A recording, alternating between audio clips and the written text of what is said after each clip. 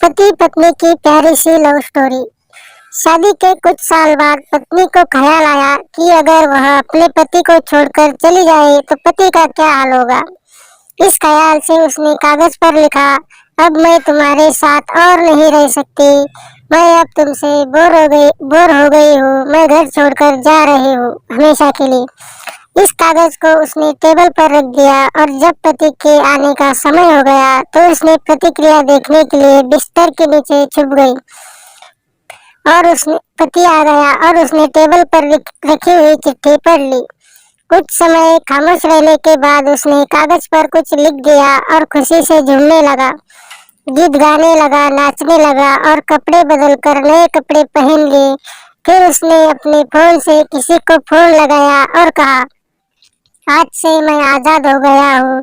शायद मेरी बेवफा पत्नी को समझ में आ गया था कि वह मेरे काबिल नहीं है, इसलिए वह हमेशा के लिए घर छोड़कर चली गई है। अब मैं स्वतंत्र हूँ, अब हमें छुप छुप कर मिलने की कोई जरूरत नहीं है और मैं तुमसे मिलने के लिए आ रहा हूँ। तुम भी तैयार होकर मेरे घर के सामने वाले पार्क में आ जाओ। यह कहते कहते पति घर से बाहर निकल गया।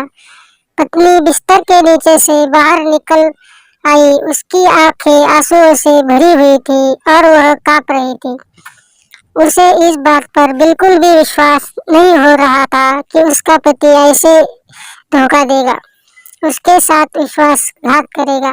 कांपते हुए हाथों से उसने अपनी लिखी हुई चिट्ठी उठाई जिसमें पति ने भी कुछ लिखा था और यह पढ़ने के बाद उसके चेहरे का भाव पूरी तरह से बदल गया और अब उसकी आंखों में खुशी के आंसू थे। पति ने लिखा था, पगली, बेड के नीचे से तुम्हारे पैर दिखाई दे रहे हैं। पार्क के सामने वाली दुकान से ब्रेड लेकर आ रहा हूँ, तब तक तुम चाय बना लेना मेरी प्यारी। मेरी जिंदगी में खुशियाँ तुम्हारे आने से है, आधी तुम्हें सताने से और आधी तुम्हें मनाने से। तुम मेरी जिंदगी हो और मैं तुमसे बहुत प्यार करता हूँ और अगर सचमुच तुम मुझसे बिछड़ गई तो मैं जीते जी मर जाऊंगा। आई लव यू मेरी प्यारी पत्नी। यह पढ़कर पत्नी खुशी से उछल पड़ी और उसने पति के लिए चाय के साथ पकौड़े भी बनाए।